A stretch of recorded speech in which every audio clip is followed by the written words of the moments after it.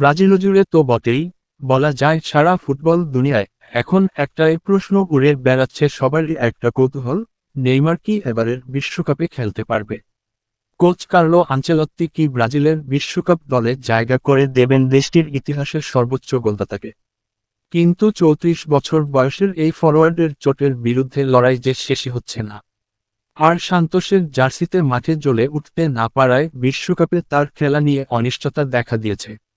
Record ৫বারের বিশ্ব চ্যাম্পিয়নদের বিশ্বকাপ দল গোছানোর জন্য শেষ মুহূর্তের কাজ সেরে নিচ্ছেন আনচেলত্তি। ব্রাজিলের কোচ আগামী সোমবার বিশ্বকাপের চূড়ান্ত দল ঘোষণা করবেন।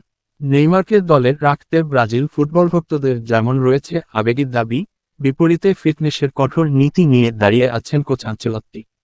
এখন দুয়ের সমীকরণ মিললেই হাসি ফুটবে নেইমারের মুখে। নেইমারকে দলে নেওয়া বা বাদ দেওয়া কোনোটাই সহজ নয়। বার্তা সংস্থা রয়টার্সকে দেওয়া সাক্ষাৎকারে এমনটাই বলেছেন আনচেলত্তি। দল নির্বাচনের সময় অনেক কিছু মাথায় রাখতে হয়। যে প্রতিভা নেইমার দেখিয়েছে, তাতে এ দেশের জন্য সে অবশ্যই একজন গুরুত্বপূর্ণ খেলোয়াড়। কিন্তু সে বেশ কিছু সমস্যায় ভুগছে এবং ফেরার জন্য কঠোর পরিশ্রম করছে। ইদানিং তার খেলায় উন্নতি হয়েছে এবং নিয়মিত খেলছেও। তবে এই সিদ্ধান্ত নেওয়াটা আমার জন্য মোটেও সহজ নয়। আমাদের খুব সতর্কভাবে ভালো মন্দ দিকগুলো খতিয়ে দেখতে হবে।